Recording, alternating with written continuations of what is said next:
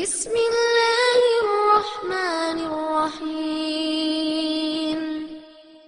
عما يتساءلون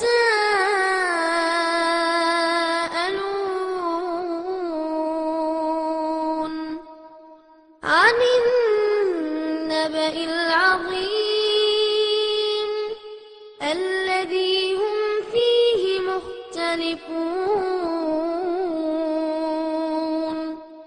كلا سيعلمون ثم كلا سيعلمون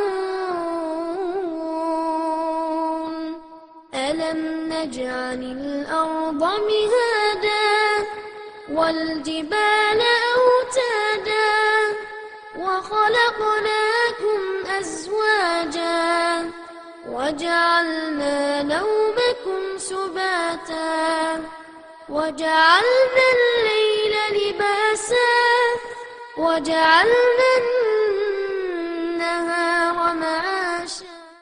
அஸ்ஸலாமு அலைக்கும் வரஹ்மத்துல்லாஹி வபரகாத்துஹு. பெருமதிப்பிற்கும் மரியாதைக்கும் உரிய எல்லாம் வல்ல அல்லாஹுவின் நல்லடியார்களே, இந்த நிகழ்ச்சியில் ஜனவரி 31 நடைபெற இருக்கிற மாநாடு ஏன் எதற்கு என்பதை விளக்கி தருமாறு என்னை பணித்திருக்கிறார்கள்.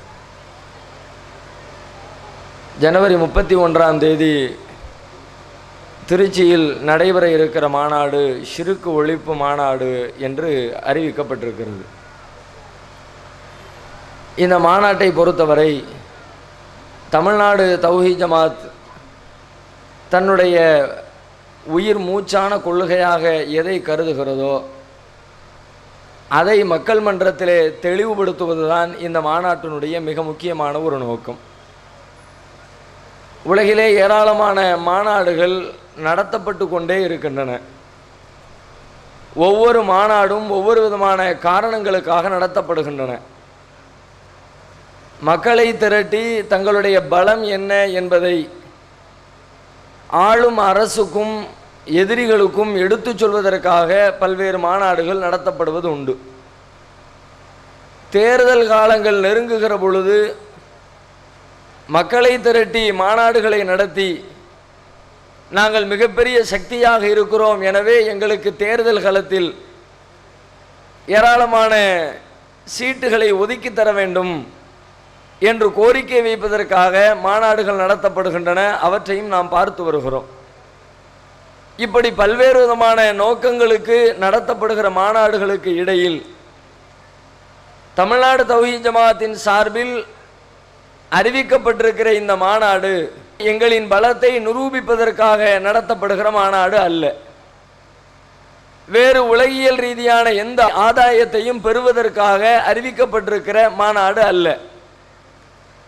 அல்லாஹ்வுடைய சத்திய மார்க்கமாகிய தீனுல் இஸ்லாம் எந்த கொள்கையை உலகத்திலே உரத்து சொல்கிறதோ அந்த கொள்கையினை உலகத்திற்கு எடுத்து சொல்வதற்காக நடத்தப்படுகிற மாநாடு இந்த மாநாடு. அல்லாஹ் ரப்புல் ஆலமீன் ஏராளமான இறை தூதர்களை இந்த உலகத்திலே அனுப்பியிருக்கிறான். அனுப்பப்பட்ட எல்லா இறை தூதர்களும் உலகத்திலே மக்களுக்கு எடுத்து சொன்ன மிக முக்கியமான ஒரு செய்தி, வணங்குவதற்கும் வழிபடுவதற்கும் தகுதியான இறைவன் ஒரே ஒரு இறைவன் தான், அவனை மட்டுமே நீங்கள் வணங்கி வழிபட வேண்டும் என்பதுதான் உலகத்திலே வந்த எல்லா தூதர்களும் சொன்ன செய்தி. திருமறை குர்ஆனிலே கூட இறைவன் அந்த செய்தியை சொல்லி தருகிறான். ஒமா அர்சல்னா மின் கப்லிக மிர் ரசூலின் இல்லா நூஹி இலைஹி அன்னஹு லா இலாஹ இல்லா அன ஃபஅபுதூன்.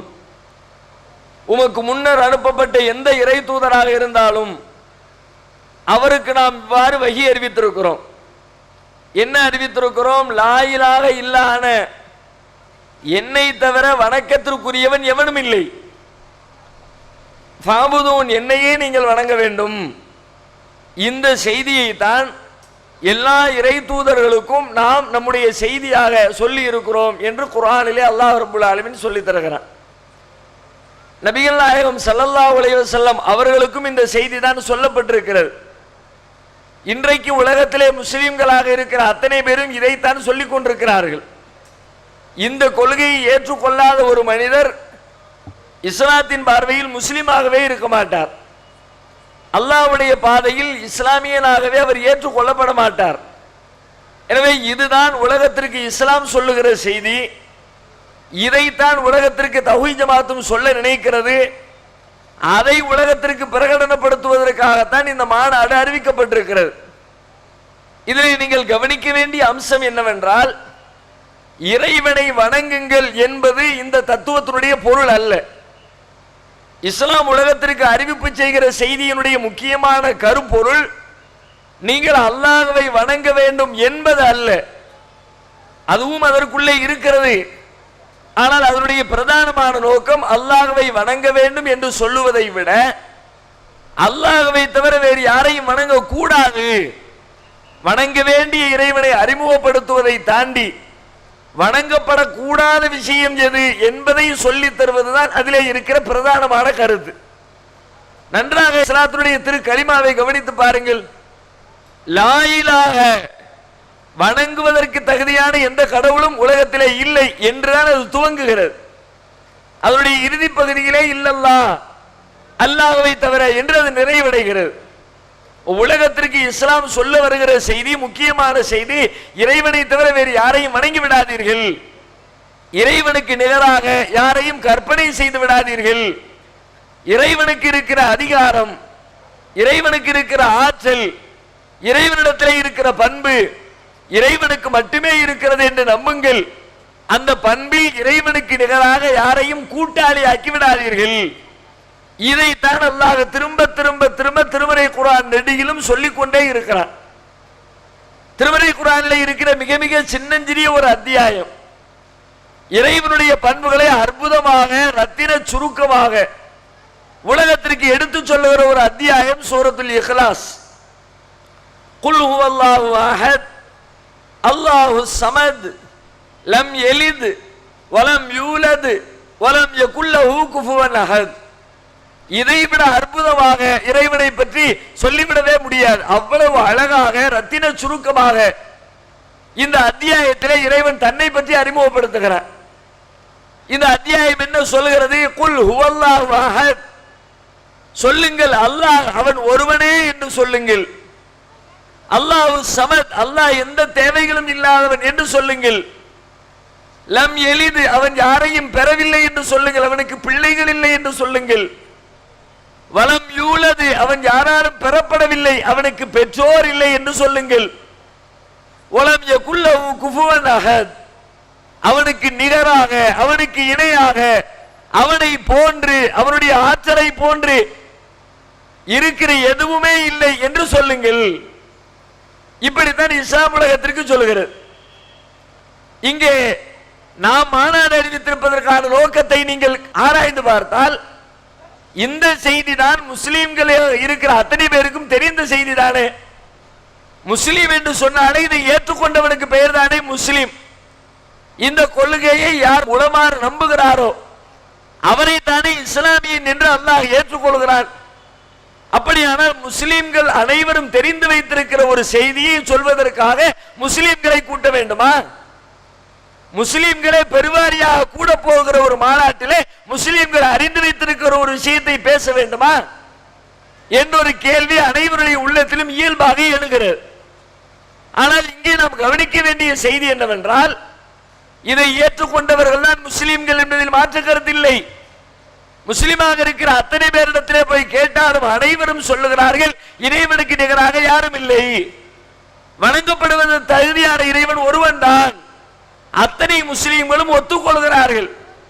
ஆனால் அதை தங்களுடைய வாழ்க்கையில் கடைபிடிக்கிறார்களா? வாயிலே சொல்வதை மட்டும் இறைவன் பார்ப்பானா அல்லது உள்ளத்திலே அதை நம்புகிறாரா என்று பார்ப்பானா? வாயிலே சொன்ன விஷயத்தை தன்னுடைய வாழ்க்கையிலே கடைபிடிக்கிறாரா என்று பார்ப்பானா? இவ்வாறு நாம் சிந்தித்து பார்த்தால் வாயளவில் இறைவனுடைய தனித்தன்மைகளை ஒத்துக்கொள்கிற முஸ்லிம்களில் பல பேர் அதை தங்களுடைய வாழ்க்கையில் கடைபிடிக்கவில்லை. அவர்களுடைய வாழ்க்கைக்கும் இஸ்லாத்திற்கும் எந்த சம்பந்தமும் இல்லை. அல்லாஹ்வை பற்றி என்னவெல்லாம் சொல்லுகிறார்களோ அதற்கு நேர் எதிர்மறையாக இறைவனுக்கு இணை கற்பிக்கிற மாபாதகத்தை முஸ்லிம் என்று சொல்லிக்கொண்டே பல பேர் செய்து கொண்டிருக்கிறார்கள். அவர்களுக்கு அதை புரிய வைப்பதற்காகத்தான் இந்த மாநாடு அறிவிக்கப்பட்டிருக்கிறது. அப்படியானால் நமக்கு ஒரு கேள்வி வரும், நாங்கள் முஸ்லிம்களாக இருக்கிறோம், இஸ்லாத்தை நாங்கள் கடைபிடிக்கிறோம், ஆனால் எங்களிடத்திலே இஸ்லாம் இல்லை, நாங்கள் முஸ்லிம்களாக நடக்கவில்லை, இஸ்லாத்தினுடைய அடிப்படை கொள்கையில இருந்து தடம் மாறி சென்று விட்டோம் என்று சொல்வதாக இருந்தால் அதை எப்படி சொல்கிறீர்கள்? எங்களுக்கு எங்களுடைய பெற்றோர்கள் இஸ்லாத்தை சொல்லி தந்தார்கள். நபிகள் நாயகம் ஸல்லல்லாஹு அலைஹி வஸல்லம் அவர்கள் அல்லாஹ்வுடைய தூதராக மார்க்கத்தை எடுத்து சொன்னார்கள். அவர்களிடமிருந்து சஹாபாக்கள் இஸ்லாத்தை கற்றுக்கொண்டார்கள். பிறகு அவர்களிடமிருந்து தாபியீன்கள் இஸ்லாத்தை கற்றுக்கொண்டார்கள். அவர்களுக்கு பின்னால் தபா தாபியீன்கள் அவர்களிடமிருந்து இஸ்லாத்தை கற்றுக்கொண்டார்கள். இப்படி தலைமுறை தலைமுறையாக நபிகள் நாயகம் ஸல்லல்லாஹு அலைஹி வஸல்லம் அவர்களால் சொல்லித் தரப்பட்ட இந்த மார்க்கம் ஒவ்வொரு தலைமுறையை கடந்து கடந்து கடந்து இடைவெளி இல்லாமல் எங்களை வந்து சேர்ந்திருக்கிற பொழுது நாங்கள் நபிகள் நாயகம் என்ன சொன்னார்களோ, எந்த ஏகத்துவ கொள்கையினை உலகத்திலே போதித்தார்களோ அதுதானே எங்களை வந்து அடைந்திருக்கிறது. அதைத்தானே நாங்கள் கடைபிடிக்கிறோம். பிறகு எப்படி நாங்கள் இஸ்லாமியர்கள் இல்லை, இஸ்லாத்துடைய அடிப்படை எங்களிடத்திலே இல்லை, நாங்கள் வாயிலே சொல்வதை வாழ்க்கையிலே கடைபிடிக்கவில்லை என்று எங்களை பார்த்து பல பேர் கேட்கிறார்கள். இது ஒரு யதார்த்தமான நியாயமான கேள்விதான். நபிகள் நாயகம் அவருடைய காலத்திலே சொல்லப்பட்ட இஸ்லாம் இடைவெளி இல்லாமல் தலைமுறை தலைமுறையாக கடந்து வந்து கொண்டிருக்கிறது. அதிலே யாருக்கும் எந்த சந்தேகமும் ஏற்பட வேண்டிய அவசியம் இல்லை. நபிகளார் காலத்திலே சொல்லப்பட்ட இஸ்லாம் ஒரு 500 ஆண்டுகளுக்கு பிறகு நடைமுறையிலே இல்லாமல் போய் அது குறித்து எந்த செய்திய மக்களிடத்தில் அறிமுகம் இல்லாமல் மறைந்து போய் அதன் பிறகு 1000 ஆண்டுகளுக்கு பிறகு வந்தவர்கள் மீண்டும் இஸ்லாத்தை கட்டியெழுப்ப நினைத்தால் ஆரம்பத்திலே சொல்லப்பட்டதிலே பலரை விட்டிருப்பார்கள், இல்லாததை சேர்த்திருப்பார்கள், புதியவைகளை கூட்டியிருப்பார்கள், பழையதை குறைத்திருப்பார்கள், என்னவென்று தெரியாமல் குழம்பி இருப்பார்கள் என்று நாம் சந்தேகிக்கலாம். ஆனால் நபிகள் நாயகம் காலத்திலே சொல்லப்பட்ட செய்தியில் எந்த இடைவெளியும் இல்லை. தலைமுறை தலைமுறையாக இஸ்லாம் கடந்து கொண்டே இருக்கிறது. நமக்கு நம்முடைய பெற்றோர் இஸ்லாத்தை சொல்லி தந்தார்கள். நாம் நம்முடைய பிள்ளைகளுக்கு சொல்லிக் கொடுத்து கொண்டிருக்கிறோம். ஒவ்வொரு நாளும் தினந்தோறும் தொழுகின்ற முறைகள் என்ன நாம் நம்முடைய பிள்ளைகளுக்கு சொல்லுகிறோம். சாப்பிட வேண்டிய முறைகள் என்ன பிள்ளைகளுக்கு கற்றுத் தருகிறோம். திருமறை குர்ஆன் ஓதுவது எப்படி பிள்ளைகளுக்கு சொல்லிக் கொடுக்கிறோம். ஒரு குறிப்பிட்ட காலத்திலே நாம் மரணித்த பிறகு நம்முடைய பிள்ளைகள் அவர்களுடைய பிள்ளைகளுக்கு அந்த இஸ்லாத்தை சொல்லித் தருவார்கள். இப்படித்தான் இஸ்லாம் வந்து கொண்டிருக்கிறது என்று சொல்லும் பொழுது நம்மிடத்திலே இஸ்லாத்துடைய நடைமுறையில் இருந்து மாற்றம் ஏற்பட்டது எப்பொழுது? எப்படி நாம் இஸ்லாத்தை விட்டு வெளியேறுவோம்? இஸ்லாத்திற்கு எதிரான காரியம் நம்மிடத்தில் எப்படி வரும் என்று கேட்கிறார்கள். நியாயமான கேள்வி. ஆனால் வரலாற்றை சிந்தித்து பார்த்தால் நபிமார்களுடைய வரலாறாக இருந்தாலும் உலகத்திலே தோன்றிய சீர்திருத்தவாதிகளுடைய வரலாறாக இருந்தாலும் அந்த வரலாறுகளை சிந்தித்து பார்க்கிறவர்களுக்கு ஒரு உண்மையை தெரிந்து கொள்ள முடியும். ஒரு மனிதர் ஒரு தத்துவத்தை ஒரு போதனை உலகத்திலே சொல்லுகிறார் என்றால் அந்த போதனை அடுத்த தலைமுறைக்கு வருகிற பொழுது அவர் என்ன சொன்னாரோ எப்படி சொன்னாரோ அப்படித்தான் அடுத்த தலைமுறைக்கு வந்து சேரும் என்று உறுதியாக சொல்ல முடியாது. அவரே சொல்லி இருந்தாலும் அவருடைய நேரடி கண்காணிப்பிலே பாடம் நடத்தி இருந்தாலும் நேரடியாகவே தன்னுடைய சீடர்களை அவர் உருவாக்கி இருந்தாலும் அவருடைய சீடர்கள் அவர் சொன்ன கருத்துக்களை அப்படியே 100% தங்கள் வாழ்க்கையிலே கடைபிடிப்பார்கள் என்று உத்தரவாதம் கிடையாது. அவருடைய நலன் விரும்பிகளே அவர் கொள்கைக்கு மாற்றமாக செயல்பட ஆரம்பித்து விடுவார்கள். இதற்கு ஏராளமான வரலாற்று சான்றுகளை காட்டலாம். நம்முடைய தமிழகத்தை எடுத்துக்கொண்டால் தமிழகத்திலே சமீபத்திலே வாழ்ந்து மரித்தவர் புரட்சியாளராக கருதப்பட்டவர்.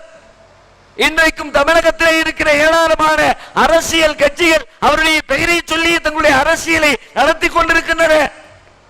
அப்படிப்பட்ட புரட்சியாளராக வலம் வந்தவர் ஈரோட்டு பெரியார் ராமசாமி நாயக்கர், ஈவேரா பெரியார். இந்த பெரியார் பல ஆண்டுகள் தமிழகத்திலே புரட்சிகளை மேற்கொண்டார். அவருடைய புரட்சியினுடைய மிக முக்கியமான விதை என்ன? சமூகத்தில் இருக்கிற ஜாதிய ஏற்றத்தாழ்வுகளை பார்த்து அதற்கு எதிராக வெகுண்டு எழுந்தார். அதை பிடித்து வைத்திருக்கிற மதங்களை ஒழிப்பதற்கு பாடுபட்டார். மதங்களுக்கு ஆதார சுருதியாக இருக்கிற கடவுளை மறுத்தார். கடவுளை மறுத்தால் தான் மதங்கள் மறுக்கப்படும்.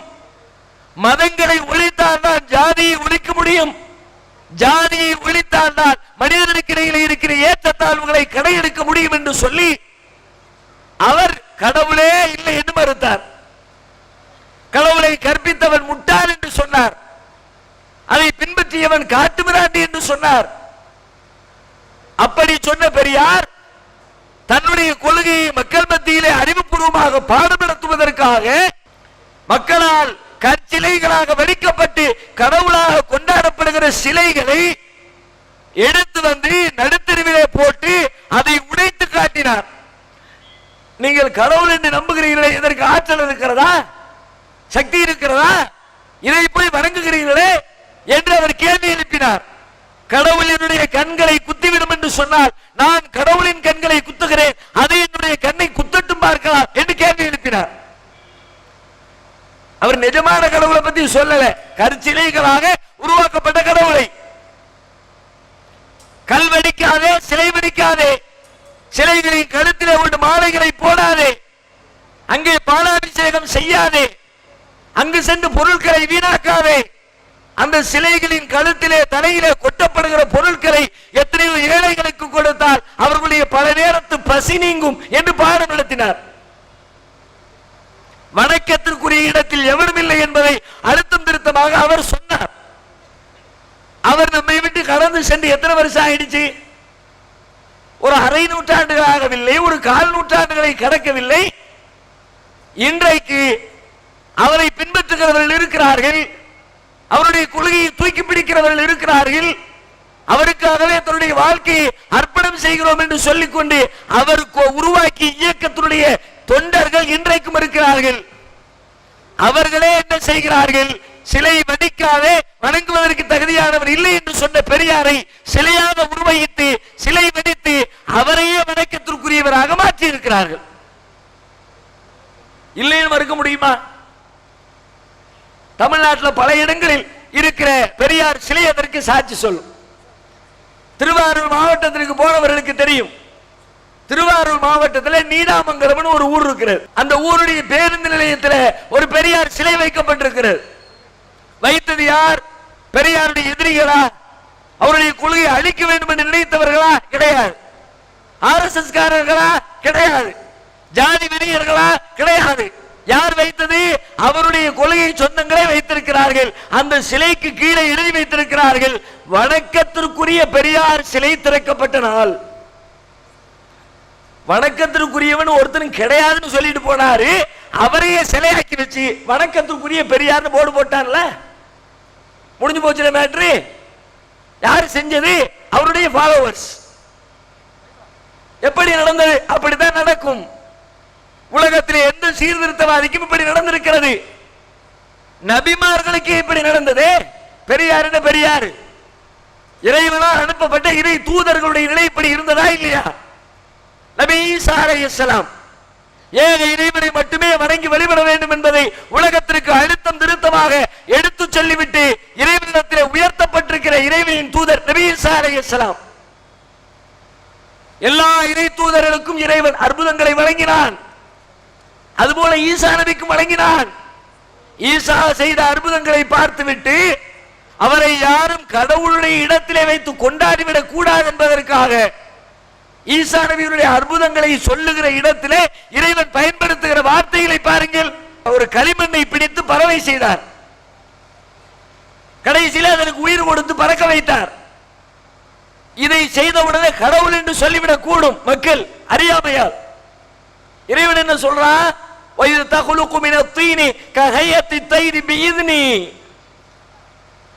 அவர் களிமண்ணால பறவையை செஞ்சு என்னுடைய கட்டளையின் பேரில் அது பறவையாக மாறும். அவரே மாத்தினார் நினைச்சுக்காத, நான் மாத்தினேன். துபரி உள்ள அக்குமகவல் அபரச ஓயில் மோத்தா பீதுனி, வெண்குஷ்டங்களை நீக்கினார், பார்வையற்றோருக்கு பார்வை கொடுத்தார். இதுவெல்லாம் எப்படி? என்னுடைய அனுமதியால், கட்டளையால். அந்த வார்த்தையை சேர்த்து சேர்த்து சொல்றான். ஒரு தடவை சொன்னா போதும், திரும்ப திரும்ப பீதினி பீதினி பீதினி பீதினில்லா பீதினில்லா பீதினில்லா, அல்லாஹ்வின் கட்டளையை கொண்டு, அல்லாஹ்வின் அனுமதியை கொண்டு, அவரா செய்யல, அல்லாஹ் செஞ்சா என்பதை காட்டுறதுக்காக. யாரும் தப்பா நினைச்சிடாதீங்க, ஈசாவுக்கு கடவுளுடைய அந்தஸ்து இருக்குது, ஆற்றல் இருக்குது நினைச்சிடக் கூடாது என்பதற்காக இறைவன் செய்து வைத்த ஏற்பாடு இது. அவ்வளவு அற்புதமாக ஏக இறை கொள்கையை சொல்லி சென்ற ஈசா அலைஹிஸ்ஸலாம் அவர்கள் உலகத்திலே இருந்து இறைவனின் பக்கம் உயர்த்தப்பட்ட பிறகு இன்றைக்கு அவர்களுடைய நிலை என்ன? அவர்கள் செய்த அற்புதங்களை சொல்லி அவர்களையே கடவுளாக்கி விட்டார்கள். கடவுளுடைய குமாரன் என்றார்கள். அவர்தான் உலகத்தினுடைய சிருஷ்டி கர்த்தா என்று நம்புகிறார்கள். அவர்களுக்காக சிலைகளை செய்து வைத்து அதை வணங்கி வழிபட்டுக் கொண்டிருக்கிறார்கள். ஈசா நபி எப்படி சொல்லலையே, ஆனா மக்கள் அப்படி செய்யறாங்களே, செய்வாங்க. அப்படித்தான் மறுமையில கூட அல்லாஹ் கேட்பானா, அது குர்ஆன்ல சொல்லி காட்டுகிறான். வயது காலல்லாஹு யா ஈஸா இப்னு மரியம், மரியமுடைய மகன் ஈசாவை பார்த்து இறைவன் கேட்பான், அந்த குல்த லின்னாஸி இத்தகிதுனி வ உம்மி இலாஹைனி மின் தூனில்லாஹ், ஈசாவே நீர்தான் மக்களுக்கு சொன்னீரா என்னையும் என்னுடைய தாயாகிய மரியத்தையும் கடவுளாக எடுத்துக் கொள்ளுங்கள் என்று நீர்தான் சொன்னீரா? ஈசா நபி பதறி போவாங்க. கால சுபஹானக், இறைவா நீ தூய்மையானவன், நான் எப்படி சொல்லுவேன்? அது எனக்கு தகாதே, நீ அப்படி எனக்கு கட்டளையிடவில்லையே, நான் அவர்களோடு இருக்கிறவரை அவர்களை கண்காணித்தேன். பலம்மா தவஃபைதனி குன்த அன்த ரகீப அலைஹிம், நீ என்னை கைப்பற்றி கொண்டதற்கு பிறகு நீதான் அவர்களை கண்காணித்தாய். யா அல்லாஹ், அவங்க செஞ்சதுக்கு எனக்கு சம்பந்தம் கிடையாது, நான் அப்படி சொல்லல, ஆனா அவன் செஞ்சு புட்டான் என்று ஈசா நபி மறுமையிலே சொல்வார்கள். அப்ப ஈசா அலைஹிஸ்ஸலாத்துக்கு நேர்ந்திருக்கிறதே நடக்கும். ஈசா நபி சொன்னதை அவங்களுடைய பிள்ளைங்களுக்கு சொல்லி கொடுத்தாங்க, அவங்க பிள்ளைங்க சொல்லி கொடுத்தாங்க. 4 தலைமுறைக்குள்ளாக ஈசாவையே, ஈசா சொன்ன கொள்கை குப்பையில் போடப்பட்டு கடவுளாக மாற்றப்பட்டு விட்டார்கள். ஏன்? நபி இப்ராஹிம் அலைஹிஸ்ஸலாம் பகுத்தறிவு பகலவனாக திருமறை குர்ஆனிலே படம் பிடித்து காட்டப்படுகிற மிக முக்கியமான ஒரு இறை தூதர். அவர்களைப் போல ஏகத்துவ கொள்கையை அற்புதமாக நிலைநாட்டிய எவரையும் குர்ஆன் சொல்லவில்லை. அந்த அளவிற்கு உயர்ந்த இடம். அப்படிப்பட்ட இப்ராஹிம் அலைஹிஸ்ஸலாம் அவர்களுடைய குடும்பத்தாரை காபாவிற்கு அருகிலே கொண்டு குடியமர்த்தினார்கள். அவர்களுக்கு இஸ்லாத்தை சொல்லிக் கொடுத்தார்கள். அந்த இறைவனை வணங்குவதற்காகவே காபா கட்டினார்கள். அதிலே மக்களை ஹஜ் செய்வதற்காக அழைப்பு விடுத்தார்கள். அவர்கள் மரணிக்கிறார்கள், அவருடைய பிள்ளை மரணிக்கிறார்கள், அவருடைய மனைவி மரணிக்கிறார்கள், அடுத்தடுத்த தலைமுறை வருகிறது. காலம் சென்று கடந்ததற்கு பிறகு, ஒரு நீண்ட நெடிய காலத்திற்கு பிறகு அதே ஊரிலே அண்ணலம் பெருமகனார் நபிகள் நாயகம் ஸல்லல்லாஹு அலைஹி வஸல்லம் பிறக்கிறார்கள். நபி ஸல்லல்லாஹு அலைஹி வஸல்லம் அவர்கள் பிறக்கிற பொழுது காபாவுடைய நிலை என்ன? ஒரே ஒரு இறைவனை வணங்குவதற்காக கட்டப்பட்ட அந்த ஆலயத்தில் 300க்கும் மேற்பட்ட சிலைகள், ஒவ்வொரு தேவைக்கும் ஒவ்வொரு சிலை. அந்த மக்களுடைய கொள்கை இப்ராஹிமுடைய கொள்கை என்று மக்கள் சொன்னார்கள். இப்ராஹிமுடைய மார்க்கத்தில் இருப்பதாக நம்பினார்கள். அந்த பெயர் அவர்களிடத்தில் இருந்தது, ஆனால் கொள்கை ஒரே இறைவனை வணங்க கட்டப்பட்ட காபா 300க்கும் மேற்பட்ட சிலைகளால் அசிங்கப்பட்டு மாறி போய்விட்டது. பிறகு நபிகள் நாயகம் அந்த ஊரிலே வந்து மீண்டும் ஏகத்துவத்தை சொல்லுகிறார்கள். அது அங்கேயும் தலைமுறை தலைமுறையாக தானே வந்துச்சு. இப்ராஹிம் நபி இஸ்லாத்தை சொன்னாங்க, அவங்க பிள்ளைக்கு இஸ்மாயிலுக்கு சொல்லிக் கொடுத்தாங்க, இஸ்மாயில் நபி அவங்க பிள்ளைக்கு சொல்லிக் கொடுத்தாங்க, அவங்க பிள்ளை அவங்க பிள்ளைக்கு சொல்லிக் கொடுத்தாங்க. தலைமுறை தலைமுறையாக வந்தது. ஆனால் ஒரு 10 தலைமுறைக்கு பிறகு, 100 தலைமுறைக்கு பிறகு, 1000 தலைமுறைக்கு பிறகு அவர்கள் என்ன சொன்னார்களோ அதற்கும் மக்கள் என்ன பின்பற்றினார்களோ அதற்கும் எந்த சம்பந்தமும் இருக்கவில்லை. அதே நிலைதான் இன்றைக்கு வாழுகிற முஸ்லிம்களுக்கும். அனைத்து முஸ்லிம்களும் தாங்கள் யாரை பின்பற்றுவதாக சொல்லுகிறார்கள்?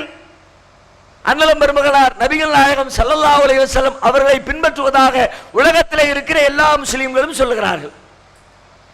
நபிகள் நாயகம் எந்த கொள்கையை சொன்னார்களோ அந்த ஏகத்துவத்தை கடைபிடிப்பதாக நம்புகிறார்கள். ஆனால் அவரிடத்தில் இஸ்லாம் இருக்கிறதா? நபிகள் நாயகத்துடைய பெயர் இருக்கிறது, அல்லாஹ்வுடைய திருப்பெயர் இருக்கிறது, இஸ்லாம் என்ற மார்க்கத்தின் தலைப்பு இருக்கிறது. அவருடைய வாழ்க்கை முறையிலே இஸ்லாம் இல்லை, அவருடைய வழிபாட்டிலே இஸ்லாம் இல்லை, அவருடைய நம்பிக்கையிலே இஸ்லாம் இல்லை.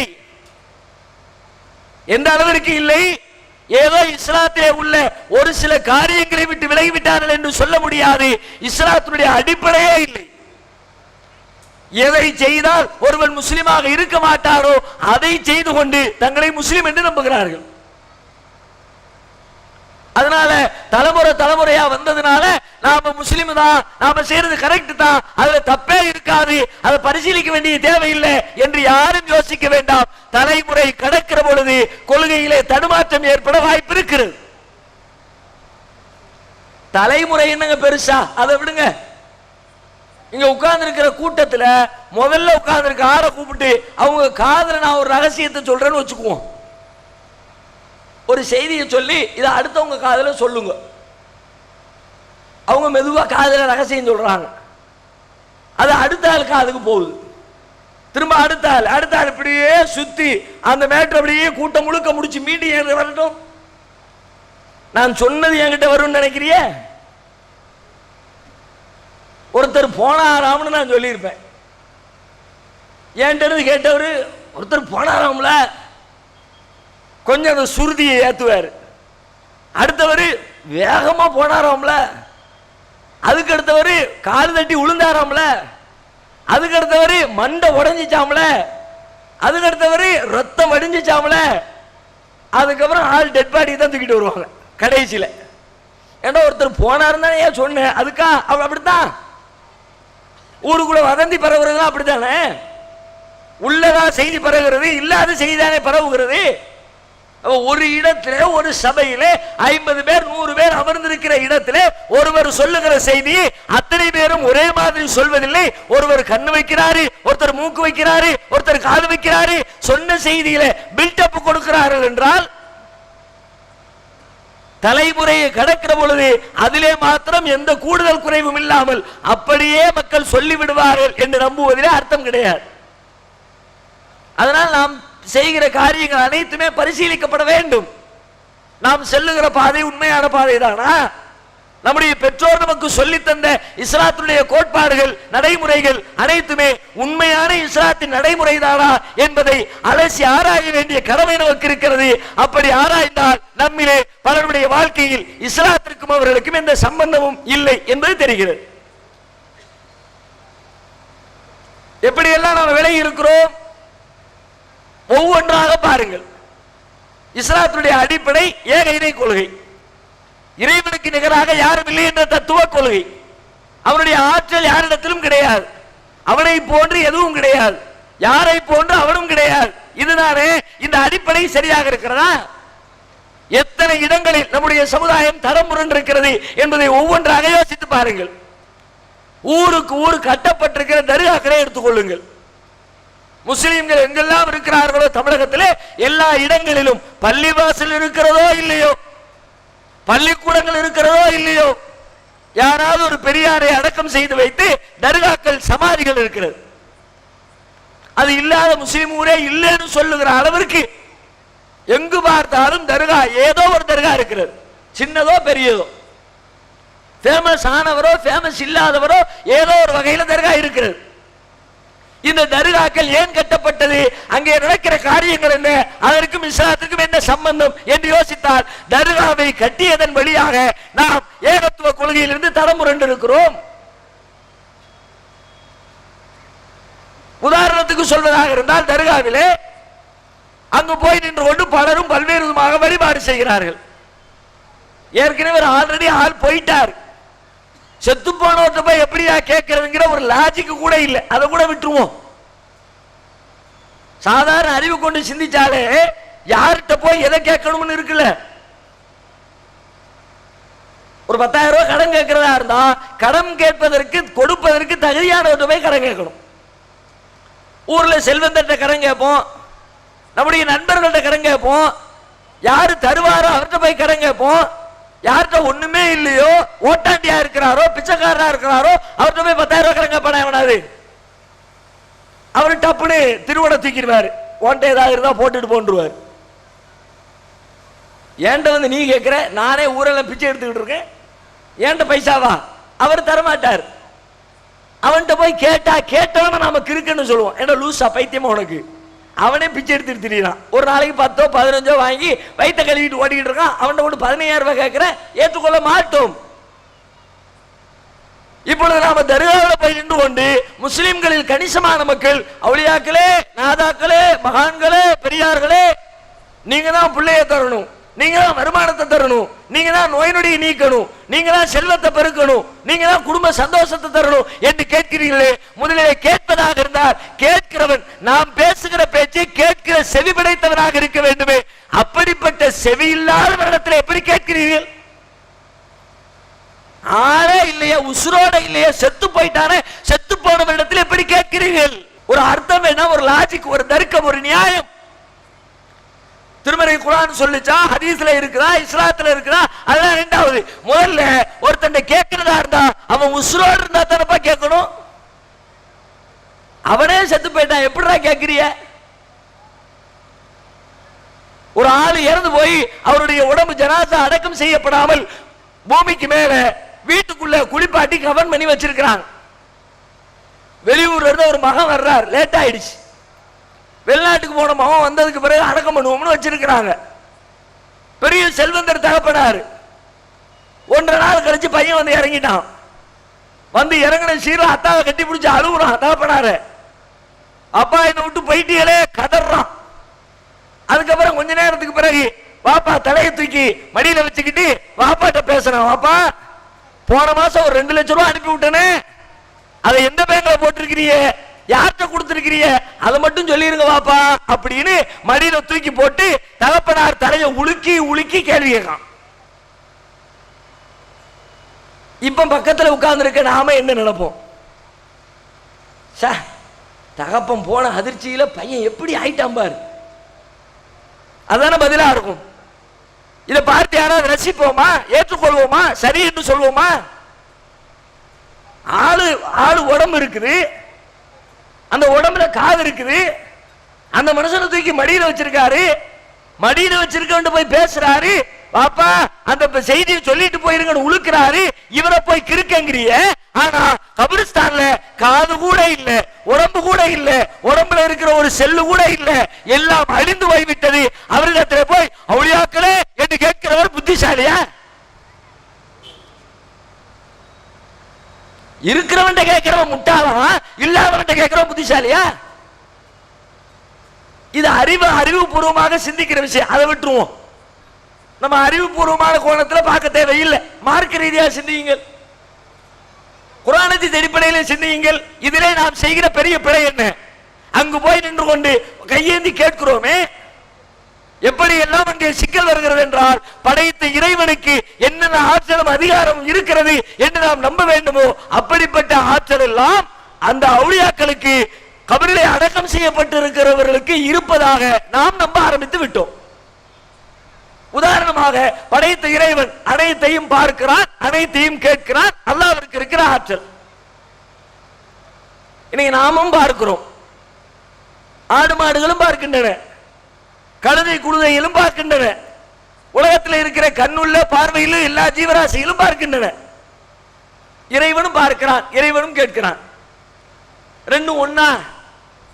படைத்த ரப்புல் ஆலமீன் பார்ப்பதும் மனிதர்கள் பார்ப்பதும் ஒன்னா?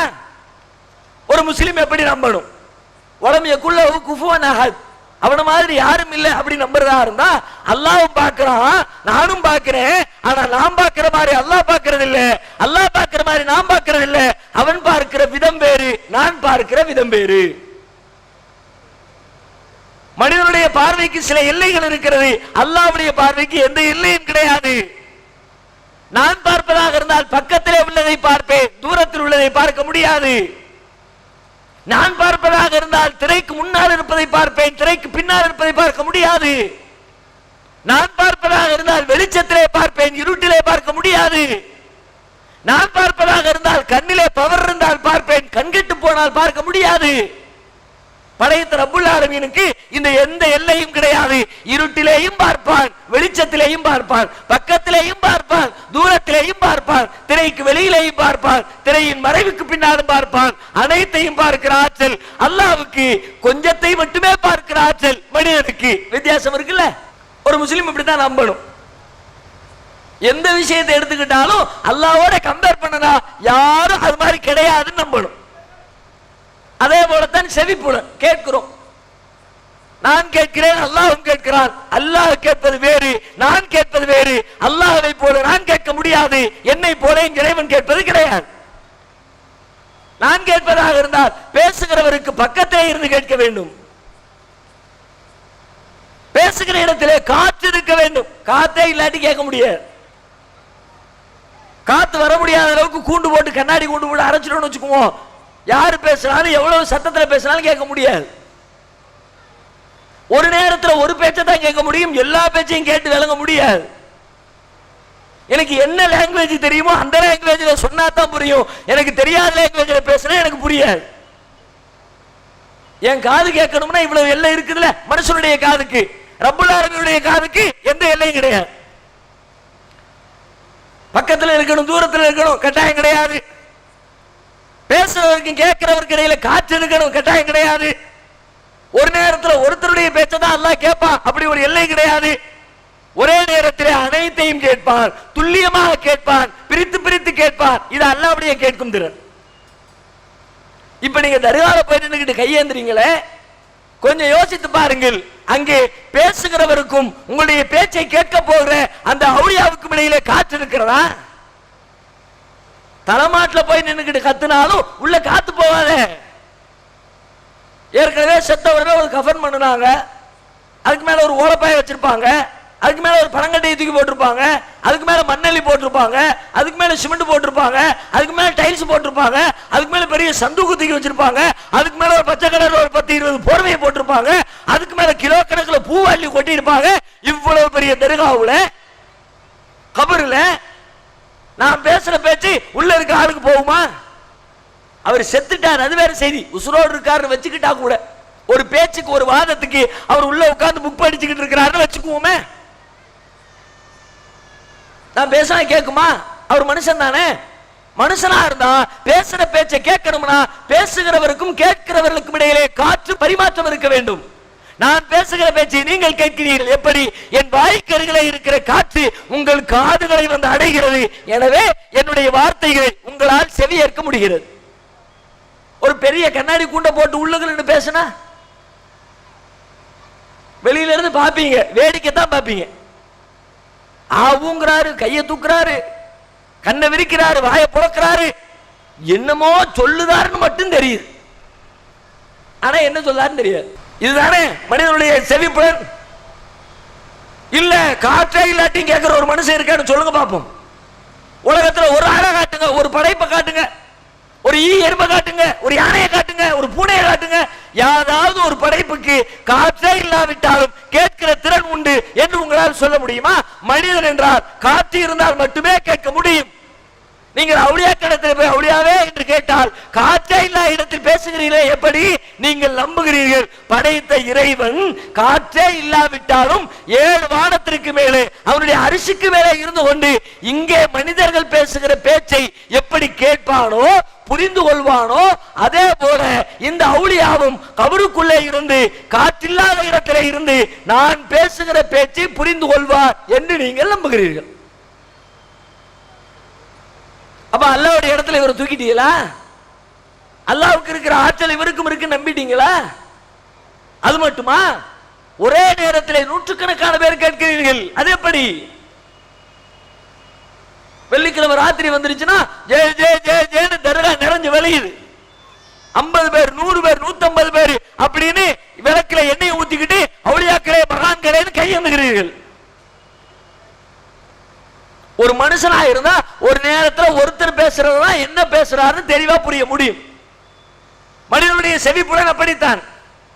அவர் எவ்வளவு பெரிய காது டாக்டராக இருந்தாலும் இஎன்டி ஸ்பெஷலிஸ்ட், அதனால ஒரே நேரத்தில் 2 பேர் பேசுறதை கேட்க முடியுமா? காதில் உள்ள குறைகளை எல்லாம் கண்டுபிடிக்கிற பெரிய அறிவு படைத்தவர். அப்படிப்பட்ட மருத்துவரை கொண்டு உட்கார வச்சுட்டதுனால நீ இந்த பக்கம் பேசி நீ அந்த பக்கம் பேசி ரெண்டு காதுலையும் நான் கேட்கறேன்னு சொல்லுவாரா? சொல்ல முடியுமா? காது டாக்டரா இருந்தாலும் டோக்கனை கொடுத்து வெளியில உட்கார வச்சிருவார். ஒவ்வொருத்தனா வாம்பர். 8 மணிக்கு நீ வா, 8:10க்கு நீ வா, 8:20க்கு நீ வா. ஏன் சொல்லுதாரு? எல்லாத்தையும் கேட்பாரு. எல்லாம் ஒரே நேரத்தில் 8 to 9 150 பேர் உள்ளவா எல்லாம் கூப்பாடு போடு. காதுல ஒருத்த வலிக்குமா, காதுல சீல் வெடியுதுமா, காதுல புண்ணு இருக்குமா, காதுல கட்டி இருக்குமா, எல்லாம் சொல்லி மொத்தமா டோட்டலா எல்லா பேருக்கும் மருந்து எழுதி தந்துடுறேன். எந்த டாக்டரா சொல்லாரா? ஏன் சொல்லல? முடியாது. காது டாக்டர் தானே, முடியாது. ஏன்? அவர் மனிதர். மனிதன் என்றால் ஒரு நேரத்தில் ஒரு ஓசையை தான், இது என்ன ஓசை, யாருடைய ஓசை, என்ன கருத்தை சொல்லுகிற ஓசை என்பதை கேட்டு அறிந்து கொள்கிற ஆற்றல் மனுஷனுக்கு ஒரு நேரத்தில் ஒண்ணுதான் முடியும். படைச்ச ரப்புல் ஆலமீனுக்கு எந்த எல்லையும் கிடையாது. வெள்ளிக்கிழமை ராத்திரி தர்காவில் போய் பார்த்தா 150 பேர் ஒரே நேரத்தில் கூப்பாடு போடுறீங்களே, கையேந்திரீங்களே, என்ன அர்த்தம்? அப்ப நீங்கள் நம்புகிறீர்கள் இறைவன் எப்படி ஒரு நேரத்திலே 50 பேர் பேசினால் கேட்டு விளங்குவாரோ அதே போல இந்த அவுலியாவும் கேட்பார் என்று உங்களையும் அறியாமல் நீங்கள் நம்பிவிட்டீர்கள். தெரியல, அதான் காரணம். தெரிஞ்சு செய்யல, தெரியல, இதையெல்லாம் சிந்திக்கல. இவ்வளவு பெரிய சிக்கல் இதுக்குள்ள இருக்குதா அப்படின்னு யோசிக்கல. உங்களுடைய பெற்றோர் சொல்லி தந்தார்கள் அப்படின்னு நீங்க செஞ்சிட்டீங்க. பெற்றோர்களை எதிலிருந்து சொல்லி தந்தார்கள்? குர்ஆனில் இருந்தா, ஹதீஸ்ல இருந்தா, நபிகள் நாயகத்தின் வாழ்க்கையில் இருந்தா, எங்கிருந்து உங்களுக்கு இஸ்லாத்தை உங்கள் பெற்றோர்கள் சொல்லி தந்தார்கள்? அவர்கள் எந்த மார்க்கத்தில் இருந்தார்களோ அந்த மார்க்கத்திலே இருந்து சொல்லி தந்தார்கள். இஸ்லாத்தில இருந்து சொல்லி தரல, குர்ஆன்ல இருந்து சொல்லி தரல.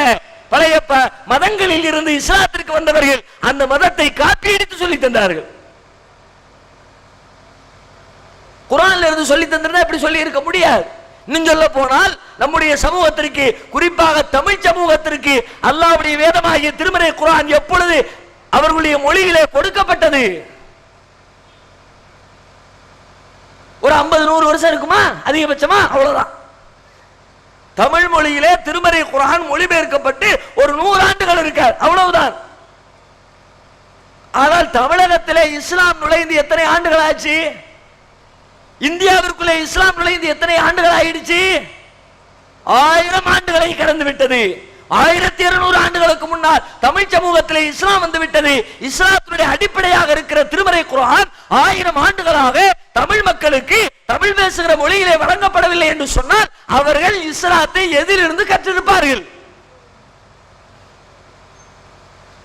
ஆளுக்கு என்ன சொல்றாங்களோ அந்த சொல்லிலிருந்து கற்றிருப்பார்கள். அதுதான் பிரச்சனை.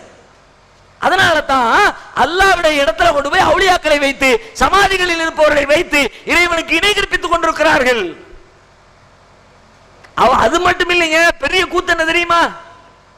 தமிழகத்தில் இருக்கிற தர்காக்களில் அடக்கம் செய்யப்பட்டிருக்கிற அவுலியாக்களாக நம்பப்படுகிற பெரும்பான்மையான அவுலியாக்கள் விரல் விட்டு என்கிற ஒரு 5-10 நபர்களை தவிர 99% தர்காக்களின் அவுலியாக்களுக்கு தமிழே தெரியாது.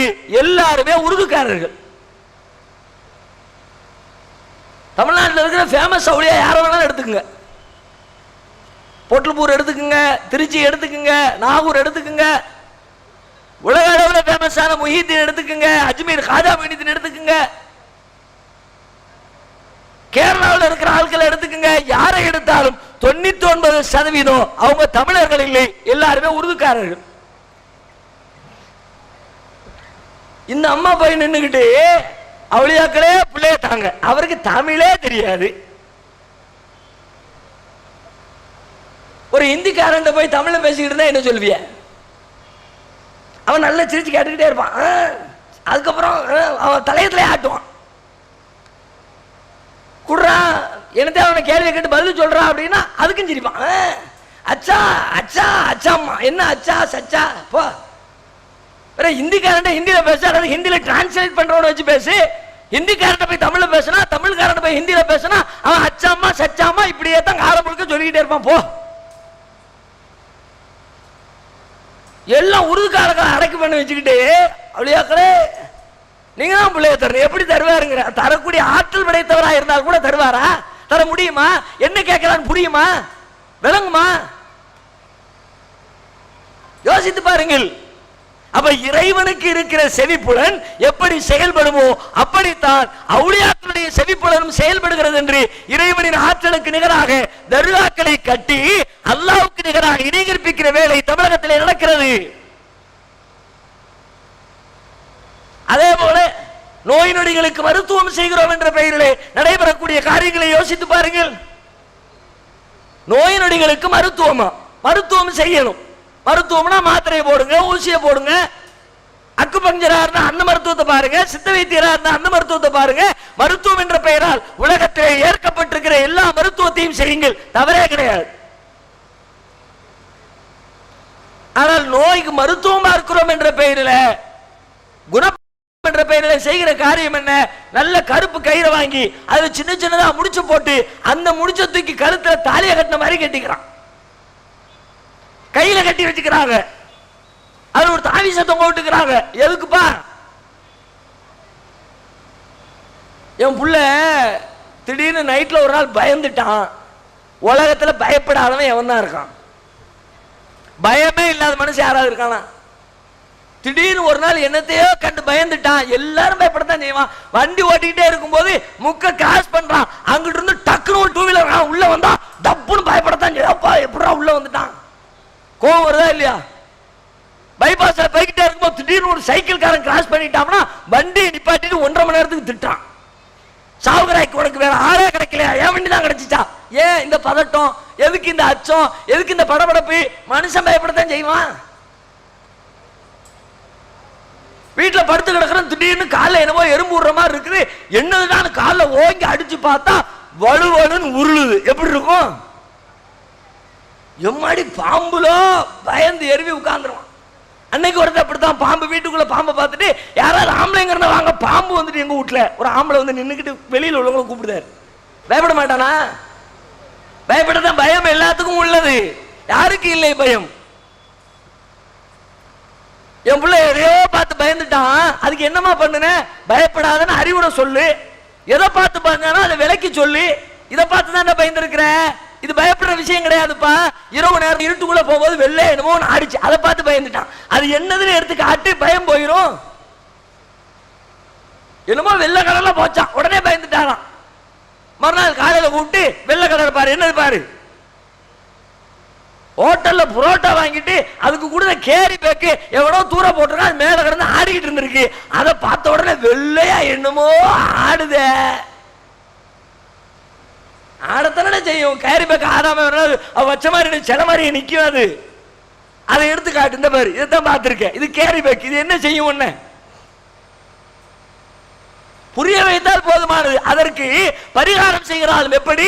கருப்பு கைத்துல முடிச்ச போட்டு கையில கட்டு, கழுத்துல கட்டு, தாவீச மாட்டி. மருத்துவத்தின் வழியாக நோயை குணப்படுத்தலாம்.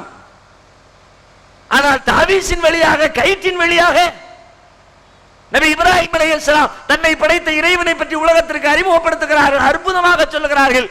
வல்லதி ஹுவ யுத்இமுனி வ யஸ்கீன் வ இதா மரிதுது ஃபஹுவ யஷ்ஃபீன். என் இறைவன் எப்படிப்பட்டவன் தெரியுமா? அவன் தான் எனக்கு உணவளிக்கிறான், அவன் தான் எனக்கு நீர் புரட்டுகிறான். நான் நோய்வாய்ப்பட்டால் அவனே என்னை குணமடைய செய்கிறான். அண்ணலும் மருமகனார் நோயாளிகளை சந்திக்க சென்றால் ஒரு பிரார்த்தனை செய்வார்கள். அல்லாஹும்ம ரப்பன்னாஸ் முதீபில் பாஸ் வஷ்ஃபி அன்த ஷாஃபி லா ஷிஃபா இல்லா ஷிஃபாஉக ஷிஃபாஅன் லா யுகாதிரு ஸகமா. அல்லாஹும்ம ரப்பன்னாஸ், மனிதர்களின் இறைவனே, இரட்சகனே. முதீபில் பாஸ், நோய்களை கஷ்டங்களை நீக்குகிறவனே. வஷ்ஃபி, நீயே நிவாரணம் தா. அந்த ஷாஃபி, நீதான் நிவாரணம் தருகிறவன். லா ஷிஃபா இல்லா ஷிஃபாஉக, உன்னுடைய குணத்தை தவிர, நிவாரணத்தை தவிர வேறு எந்த நிவாரணமும் இல்லை ரப்பே. என் நோய் குணமாகணும்னா நீ தான் குணப்படுத்தணும். உன்னை விட்டா எனக்கு யாரு குணப்படுத்துவா? அந்த ஆற்றல் உலகத்திலே யாருக்கு இருக்கிறது என்று அல்லாஹ்விடத்திலே பிரார்த்தனை செய்யுமாறு நபிகளார் சொன்னார்களே. ஆனால் நீங்கள் என்ன சொல்கிறீர்கள்? இந்த தாவீஸ் என்னை குணப்படுத்தும், என் மகனுடைய நோயை குணப்படுத்தும் என்றால் ஒரு மருத்துவரை போல நீங்கள் நம்பினால் தப்பு கிடையாது. ஒரு மருந்து மாறினா பிரச்சனை இல்லை. மாத்திரை எடுத்தோம், வாயில போட்டோம், உள்ள போச்சு, செரிமானம் ஆச்சு, அது உடலுக்குள்ள சில ரியாக்ஷனை செஞ்சுச்சு, அதனால் நோய் நிவாரணமாச்சு என்றால் இது மருந்தால் ஏற்படுகிற விளைவு, நம்பிக்கையால் ஏற்படுகிற விளைவு. எது? தாவீஸ். தாவீஸ தொங்க போட்டா, கையில தொங்க போட்டா தொங்கிக்கிட்டே இருக்கும். அது வேற என்ன செய்யும்? தகரத்துல, பித்தளையில, அலுமினியத்துல, வெள்ளியில செஞ்சு வச்சிருப்பான். அது என்ன வேற என்ன செய்யும்? ஆனால் அந்த தாவீசு, அந்த தாயத்து என்னுடைய நோயை குணப்படுத்தும் என்று நம்புவது, படைத்த இறைவன் எப்படி நோயை குணப்படுத்துவானோ அதுபோல இந்த தாவீசும் நோயை குணப்படுத்தும் என்று சொன்னால் இறைவனுக்கு நிகராக தாயத்தை வைத்து விட்டீர்களே. இது ஒரு முஸ்லிம் செய்கிற வேலையா? ஒரு முஸ்லிம் நம்பலாமா? அல்லாஹ்வுக்கு நிகராக யாரும் இல்லை, யாரும் இல்லைன்னு சொன்னீங்களே, அதுக்கு என்ன அர்த்தம்? இதான் அர்த்தமா? அல்லாஹ்வுக்கு நிகராக ஒருத்தரும் இல்ல, ஆனா நோயை குணப்படுத்துறதுல மட்டும் தாயத்து இருக்கு, அதுவா அர்த்தம்? அப்ப இறைவனுக்கு நிகராக தர்காக்களின் வழியாக இறைவனுக்கு இணைகளை உருவாக்கி இருக்கிறோம், தாயத்துகளின் வழியாக இறைவனுக்கு இணை கற்பித்துக் கொண்டிருக்கிறோம். அண்ணலம் பெருமகனாரிடத்தில் ஒரு கூட்டம் வருகிறது, இஸ்லாத்தை ஏற்பதற்காக.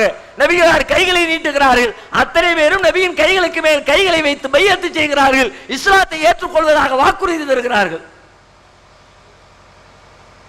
வந்த அத்தனை பேரையும் கை மேல் கை வைத்து பையத்தை பெற்ற நபிகளாயும் ஒரே ஒரு மனிதரை மட்டும் நவுட்டி விட்டுட்டாங்க. நீ நகரு, கிட்ட வராத, விலகி நில்லு. அவர் தூரத்தில் நிற்கிறார். எல்லோரும் பையத்து செஞ்சாச்சு. முடிஞ்ச பிறகு அவரை கூப்பிடுறாங்க. அவருடைய சட்டையில, அவருடைய கையில தாயத்து கட்டி இருக்கிறார். அவருடைய சட்டைக்குள்ள கையை நுழைச்சு உள்ளுக்குள்ளே கட்டப்பட்டிருக்கிற அந்த தாயத்தை அறுத்து பீத்து எடுக்கிறார்கள். எடுத்து எரிந்து விட்டு இப்பொழுது கைகளை நீட்டி இப்ப பையத்து பண்ணு ரசூலுல்லாஹ் சொல்றாங்க. அவர் பையத்து பண்றார். என்ன காரணம்? இஸ்லாம் என்பது ஒரே இறைவனை, எல்லா ஆற்றலும் இறைவனுக்கு மட்டுமே இருக்கிறது என்று நம்புகிற கொள்கைக்கு பெயர் இஸ்லாம். ஆனால் தாயத்து அதற்கு நேர் எதிரான கொள்கை. இறைவனுக்கு இருக்கிற ஆற்றலை போல இந்த தாயத்திற்கும் சில ஆற்றல் இருப்பதாக நம்புகிறவரே தாயத்தை கட்டுவார். இரண்டு நம்பிக்கையும் ஒரே இடத்திலே ஒன்றாக இருக்க முடியாது என்ற காரணத்தினால் தாயத்தை அகற்றிவிட்டு நீ முஸ்லிமாக மாறி என்றார்கள். ஆனால் இன்றைக்கு நான் முஸ்லிம் என்று சொல்லிக் கொண்டு தாயத்து நிற்கிறார்களே, எப்படி சாத்தியம்? முஸ்லிமாக இருக்கிறவன் தாயத்தை அணிய முடியாது, தாயத்தை அணிகிறவன் முஸ்லிமாக இருக்க முடியாது என்றார்கள் நபிகள் நாயகம். ஆனா இங்க நிலவரம் என்ன? தாயத்தை கட்டிக்கிட்டு அதே ஒரு முஸ்லிம் அஜர்த்துல போய் கட்டிக்கிட்டு, அஜர்த்து கட்டி தந்த தாயத்தை தானே நான் என்ன சாமியார்ட்ட போயா தாயத்து கட்டுன? யார்கிட்ட கட்டுனா என்ன? தாயத்து கட்டுனியா இல்லையா? அதான் கேள்வி. இறைவனுக்கு இருக்கிற ஆற்றல் அதற்கு இருப்பதாக நீ நம்புகிறாயா இல்லையா? அதான் கேள்வி. அப்ப தாயத்தின் வழியாக ஷிர்க் என்ற இறைவனுக்கு இணை கற்பிக்கிற பாதகம் தமிழகத்திலே நடந்து கொண்டிருக்கிறது. அதே போல சூனியத்தின் பெயரால் நடைபெறுகிற இணை கற்பித்தல், சூனியம். அது என்ன சூனியம்? சூனியம் வச்சுட்டான், செய்வனை வச்சுட்டான், பில்லி ஏவல் வழியாக என் கையை முடக்கிட்டான், காரம் முடக்கிட்டான் என்றொரு நம்பிக்கை. இந்த நம்பிக்கை இஸ்லாத்தின் பார்வையில் ஏற்புடையதா? இப்படி ஒரு முஸ்லிம் நம்பலாமா? நம்பினால் அவர் முஸ்லிமாக இருக்க மாட்டார். ஏன்? இந்த செய்வினை பில்லி சூனியத்தில் என்ன நம்பிக்கை இருக்கிறது? அவர் செய்வனை வச்சுட்டார். என்னப்பா நடந்துச்சு? செய்வனை வச்சு அவர் வியாபாரத்தை க்ளோஸ் பண்ணிட்டார், கையை கால முடக்கிட்டாரு. எப்படி முடக்கினாரு? கையில பெரிய அருவாளை தூக்கிட்டு போய், விரவக்கடை தூக்கிட்டு போய் டம்முன்னு காலில் போட்டு காலை உடைச்சு செய்வனை பண்ணிட்டாரா? அப்படி பண்ணுனா கால் உடையும், அதை நாம் நம்பலாம், மாற்றுக்கிறதே இல்லை. ஆனா இவர் எப்படி பண்ணுவாராம்? செய்வனை பை வைக்கிறவர் வீட்டுக்குள்ள உட்காந்துக்குவாராம், யாருக்கு செய்வனை வைப்பாரோ அவர்கிட்ட போக மாட்டாராம், அவர் பயன்படுத்துற சில பொருட்களை வாங்குவாராம், அதுல சில வசனங்களை ஓதுவாராம், மெழுகுல பொம்மையை செய்வாராம், அந்த பொம்மையில ஊசி வச்சு குத்துவாராம். காலில குத்துனா காலு போச்சு, கையில குத்துனா கை போச்சு, காதுல குத்துனா காது போச்சு, கண்ணுல குத்துனா கண்ணு போச்சு. இதுக்கு பேரு செய்வினை. காதுல குத்துனா காலு போகும், நான் இல்லைன்னு சொல்லல. எந்த காதுல குத்துறியோ அந்த காலு போகும். எந்த காதுல? மெழுகு காதுல குத்துனா மெழுகு காலு போகும், மெழுகு கண்ணுல குத்துனா மெழுகு கண்ணு போகும். மெழுகு காதுல குத்துறதுனால ஏங்கால் எப்படி உடையும்? கொஞ்சமே அறிவு இருக்குதா? இதை நம்புகிறார்கள். மார்க்க அறிஞர்கள் என்ற பெயரில் அதை மெம்பரில் பேசுகிறார்கள். அப்படியெல்லாம் இருக்கு, உண்மை. நான் மார்க்க ரீதியா கேட்கல, சாதாரண கொஸ்டின் கேட்கிறேன். இருந்தா செய்யி போ, முடிஞ்சு. நிறைய குர்ஆன் வசனம், நிறைய ஆர்குமெண்ட், நிறைய ஹதீஸ், நிறைய வாதம் பிரதிவாதம் விளக்கம் ஒண்ணுமே தேவையில்லை. இருக்குல்ல, செய்யி. மெழுகு பொம்மையில காலை குத்துறா, காடு உடையும்ல, ஏன் காலை உடை? தௌஹீத் ஜமாத் சொன்னது. தௌஹீத் ஜமாத்துடைய ஒவ்வொரு தாய்களும் சொன்னார்கள், ஒவ்வொரு உறுப்பினரும் சொன்னார்கள், எங்கள் காலை உடைத்து பார், உடைத்து காட்டு. ஏமாற்று வேலை என்பது பட்டவர்த்தனமாக தெரிகிறது. மக்களை அச்சப்படுத்தி அதிலே ஆதாயம் பார்க்கிறார்கள். இதுக்கு எதிராக பேசினா என்னமா ஆயிருமோ, இதை நீ நம்பலாட்டி ரத்தங்கி சத்திரவனை எவனாவது கதையை விட்டுருவான். நமக்கு எதுக்கு வம்பு? ஏன் போட்டு தேவையில்லாம பேசிக்கிட்டு? அது உண்மையோ பொய்யோ, இருக்குது இல்லாம இருக்குது, நான் ஒன்னும் பேச வேண்டாம். வாயை பத்திட்டு உலகத்தில் நடக்கிற இந்த மிகப்பெரிய மோசடியை கண்டும் காணாமல் பல பேர் இருக்கிறார்கள்.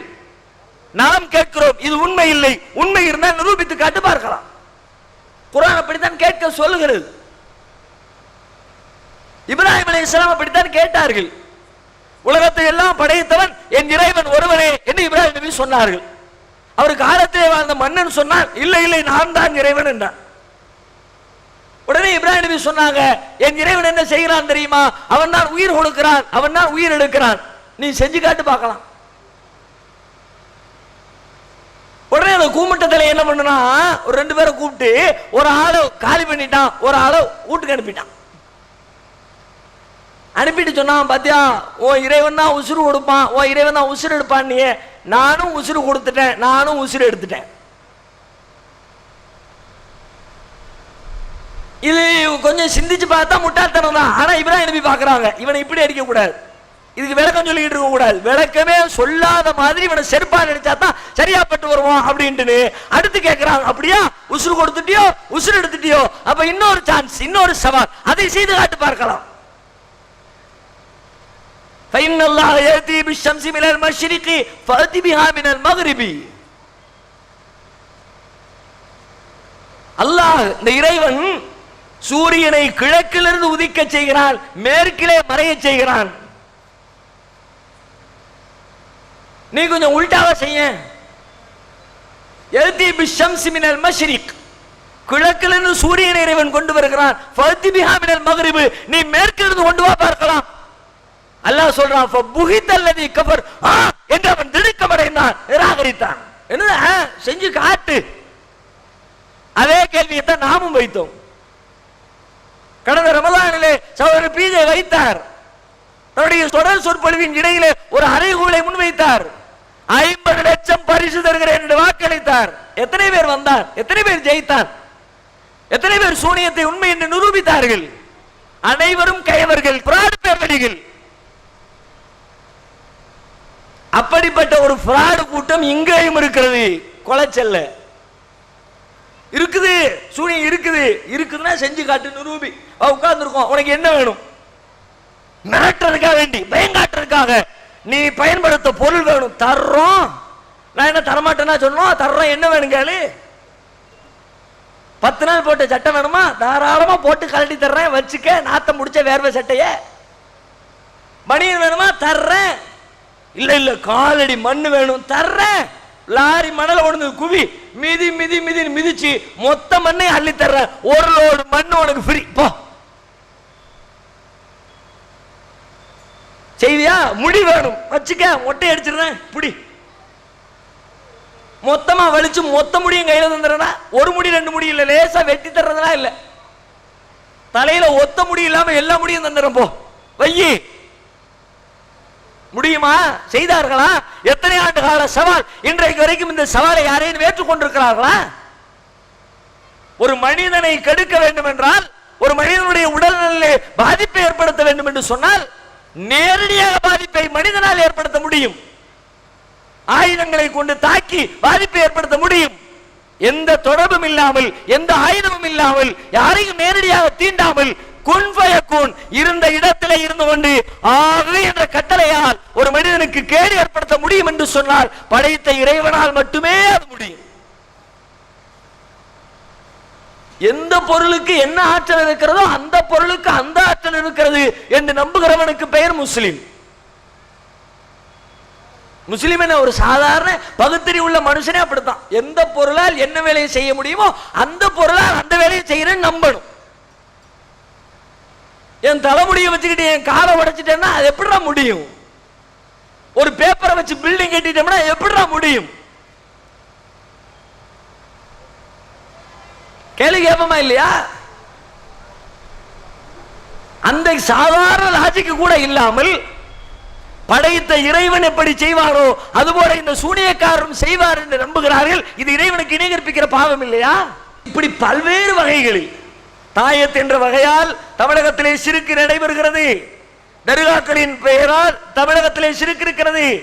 சூனியத்தின் பெயரால் தமிழகத்திலே சிறுக்கு தலைவிரித்து ஆடுகிறது. இந்த கொடுமைகள் எல்லாம் உலகத்திலே இருந்து ஒழிக்கப்பட வேண்டும் என்பதுதான் இஸ்லாத்தின் பிரகடனம். இதற்காகத்தான் நபிமார்களை இறைவன் அனுப்பினார். இறைவன் இருக்கிறான் என்று சொல்வதற்கல்ல, இறைவனை தவிர வேறு யாரும் இல்லை, அவனுக்கு நிகராக எதுவும் இல்லை. இதை சொல்வதுதான் எல்லா இறை தூதர்களுடைய முக்கிய பிரசங்கமாக இருந்தது. குர்ஆன் நெடுகிலும் நீங்கள் பாருங்கள், ஒவ்வொரு நபிமார்களுடைய பிரச்சாரத்தையும் குர்ஆன் சொல்லுகிறது. ஒயிலா சமூத அகாஹும் சாலிஹா, சமூக சமுதாயத்திற்கு அவர்களின் சகோதரர் சாலிகை நாம் அனுப்பி வைத்தோம். அவர் சொன்னார், யா கௌமி அப்துல்லாஹ், என் சமுதாயமே அல்லாஹ்வை வணங்குங்கள், மாலக்கும் மின் இலாஹின் கைருஹு, அவனை என்று உங்களுக்கு கடவுள் இல்லை, அதை சொன்னார். ஒயிலா மதியன அகாஹும் ஷுஐபா, மதியன் சமூகத்திற்கு ஷுஐப் நபியை நாம் அனுப்பி வைத்தோம். யா கௌமி அப்துல்லாஹ், அவர் சொன்னார், என் சமுதாயமே அல்லாஹ்வை வணங்குங்கள், மாலக்கும் மின் இலாஹின் கைருஹு, அவனுடைய இடத்திலே எவனும் இல்லை என்று அவர் சொன்னார். எல்லா நபிமாரும் சொன்ன செய்தி. ஆனால் இன்றைக்கு முஸ்லிம் சமுதாயம் அவனுடைய இடத்திலே பலவேளை கற்பனையாக தங்களுடைய நம்பிக்கையாக வைத்திருக்கிறார்கள். அது ஒழிக்கப்பட வேண்டும். அதற்கு தான் இந்த மாநாடு. ஏன் ஒழிக்கப்பட வேண்டும்? இதுதான் இறைவனுக்கு மிகப்பெரிய கோபத்தை ஏற்படுத்துகிற காரியம். உலகத்திலே எத்தனையோ பாவங்கள் இருக்கிறது, அதற்கு எதிராக நாம் மாநாடு நடத்தவில்லை. தொழாதவர்கள் இருக்கிறார்கள், தொழுகை கரைக்கிற மாநாடு நடத்தவில்லை. நோன்பு வைக்காதவர்கள் இருக்கிறார்கள், அதை வைக்க சொல்லி மாநாடு நடத்தவில்லை. வசதி இருந்தும் ஜகாத்து கொடுக்காதவர்கள், ஹஜ்ஜுக்கு செல்லாதவர்கள் எத்தனையோ பேர் இருக்கிறார்கள், அதை வலியுறுத்தி மாநாடு நடத்தவில்லை. ஏன்? இவையெல்லாம் பாவம் தான். இந்த பாவம் எல்லாம் அல்லாஹ் நாடினால் இறைவனால் மன்னிக்கப்படுகிற பாவங்கள். ஆனால் இணை கற்பித்தல் என்ற பாவம் இறைவன் மன்னிக்கவே முடியாது என்று உலகத்திற்கு திட்டவட்டமாக அறிவித்த பாவம். இன்னல்லாஹ லா யக்ஃபிரு அன் யுஷ்ரக பிஹி, அல்லாஹ் தனக்கு நிகராக இன்னொருவர் கருதப்படுகிற பாவத்தை ஒரு காலம் மன்னிக்க மாட்டான். வார்த்தையை பார்த்தா சாதாரணமா தெரியலாம், ஆனால் நன்றாக சிந்தித்து பார்த்தால் இது எந்த அளவிற்கு அழுத்தமானது தெரியுமா? ரப்புல் ஆலமீனுடைய இயற்கையான குணமே மன்னிப்பதுதான்.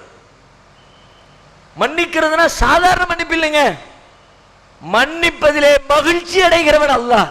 அல்லாஹ் தன்னை பத்தி அப்படித்தான் சொல்றான்.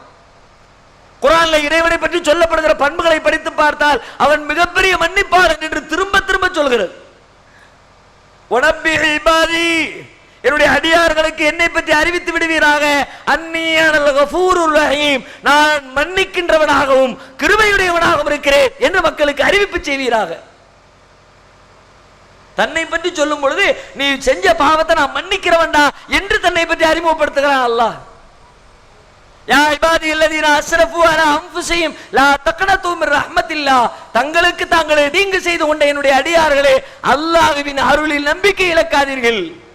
வாங்க என்னிடத்துல ஓடியாங்க, நான் மன்னிக்கிறேன், உன் பாவத்தை நான் மன்னிக்க தயாரா இருக்கிறேன் என்று அல்லாஹ் அறைகூவல் விடுகிறான். அப்படிப்பட்ட ரப்புல் ஆலமீன் மன்னிக்க மாட்டேன் என்கிறான். இதாங்க விடுக்கணும். ஒரு அடியான் பாவம் செய்துவிட்டு அல்லாஹ்விடத்திலே கையேந்தினால் நபிகள் நாயகம் சொல்லுகிறார்கள், மரணம்தான் தன்னுடைய தலைவிதி என்று முடிவெடுத்து விட்ட ஒரு மனிதனுக்கு உனக்கு இப்பொழுது மரணம் இல்லை என்று சொல்லப்பட்டால் எப்படி மகிழ்வானோ அதுபோல ஒரு உதாரணத்தை சொல்லி, பாலைவனத்திலே ஒரு பயணி தன்னுடைய பயண பொருட்களை எல்லாம் தொலைத்து விட்டால் வாழ்க்கையே முடிஞ்சு போச்சுன்னு நினைப்பான். அவனுக்கு திரும்ப அது கிடைச்சிச்சுன்னா வாழ்க்கையே கிடைச்சு போச்சுன்னு நினைப்பான். சாக இருந்தோம், உசுறு படைச்சிட்டோம் என்று நினைப்பான். அப்பொழுது அவனுடைய மனதிலே எப்படிப்பட்ட மகிழ்ச்சி ஏற்படும், அதை வார்த்தையில சொல்லவே முடியாது. அது கூட ரசூலுல்லாஹ் சொல்றாங்க, அந்த நேரத்தில் மனுஷன் அல்லாஹ்ட்ட கையேந்துவான், அந்த அபுதியான ரப்புக்க, என்னுடைய அடிமையே, இந்த எஜமானனுக்கு அருள் புரிந்தவனே. எப்படி சொல்லணும்? பெரிய இக்கட்ல இருந்து தப்பிச்சவன் எஜமானனே இந்த அடிமைக்கு அருள் புரிஞ்சவன் சொல்லணும்ல. அவன் எப்படி சொல்லுவானா, அந்த அபுதி, நீதான் என் அடிமை, ஆனா ரப்புக்க, நான் தான் உன் இறைவன். வேணும்னு சொல்லல, சந்தோஷத்துல தலகாலு புரியல, என்ன சொல்லுதுன்னு தெரியல. திடீர்னு வந்த உடனே என்னடா இது, திடுதிருப்புன்னு உங்க வீட்டுல நீங்க எதிர்பார்க்காத, நீங்க அதிகம் நேசிக்கிற ஒரு மனிதர் திடீரென்று உங்கள் வீட்டு கதவை காலை 5 மணிக்கு தட்டி வீட்டிற்குள்ளே நுழைந்தால், வெளிநாட்டுக்கு போன கணவர் 5 வருஷம் ஆச்சு, போனும் இல்ல, தொடர்பும் இல்ல, இன்னைக்கு வருவாரா நாளைக்கு வருவாரா என்று எதிர்பார்த்து காத்திருந்த நேரத்தில் திடீரென்று ஒரு நாள் காலையில் 5 மணிக்கு கதவுகளை தட்டி உங்கள் கணவர் வீட்டிற்குள்ளே நுழைந்தால் எப்படிப்பட்ட மகிழ்ச்சி. நம்ம கூட சில பேர் வீட்டுக்கு போகும்போது சொல்லுவாங்க, கையும் ஓடல காலும் ஓடல, திடுதுப்புன்னு வந்துட்டீல. அது ஒரு மகிழ்ச்சியினுடைய உச்சபட்சம். அப்படிப்பட்ட மகிழ்ச்சி அடைகிறானே ஒரு மனிதன், அதை விட பாவம் செய்து விட்டவன் இறைவா என்னை மன்னித்து விடு என்று கேட்டால் அல்லாஹ் அதை விட அதிகம் மகிழ்கிறான். அப்படிப்பட்ட இறைவன் சொல்லுகிறான், நான் மன்னிக்க மாட்டேன். தயார குணம் படைத்த இறைவனை அந்த தயார குணத்தின் பக்கம் நெருங்க விடாமல் தடுக்கிற அளவிற்கு இந்த இணை கற்பித்தல் இறைவனுக்கு கோபத்தை தருகிறது என்று சொன்னால், இந்த பாவம் எப்படிப்பட்ட பாவம்? இந்த பாவத்தை நம்முடைய சமுதாயம் அறியாமையிலே செய்து கொண்டிருக்கிறதே, இதை ஒழிக்க வேண்டாமா? அதற்குத்தான் மாநாடு. இதற்கு அறிவிப்பு செய்தால் கோபம் வருகிறது பல பேருக்கு. இதற்காக போஸ்டர் ஒட்டினால் கொந்தளிக்கிறார்கள் பல பேர். அதை போஸ்டரை கிழிக்கிறார்கள், பேனர்களை கிழிக்கிறார்கள். அவர்களுக்கெல்லாம் பதில் சொல்ல நாம் விரும்பவில்லை. அதற்கு நம்முடைய நேரத்தை செலவழிக்க வேண்டிய அவசியம் இல்லை. எனவே மிகப்பெரிய பாவமாக, இறைவனுக்கு கோபத்தை தருகிற பாவமாக இருக்கிற இந்த சிறுக்கு ஒழிக்கப்படுவதற்காக மாநாடு அறிவிக்கப்பட்டிருக்கிறது. அதிலே நீங்கள் அனைவரும் பெரும் திரளாக பங்கேற்க வேண்டும். உங்களுக்கு அருகிலே இருக்கிற மக்களையும் கொண்டு வந்து சேர்க்க வேண்டும். அல்லாஹ் ரப்பல் ஆலமீன் அந்த மாநாட்டின் வழியாக இணை கற்பித்தலை ஒழித்து ஏகத்துவத்தை நிலைநாட்டுகிற நற்பாக்கியத்தை நம் அனைவருக்கும் தந்தருள் புரிவானாக. வாஹிரு தஅவானா அல்ஹம்துலில்லாஹி ரப்பில் ஆலமீன். அஸ்ஸலாமு அலைக்கும் வரஹ்மத்துல்லாஹி வபரகாத்துஹு. அல்லாஹ்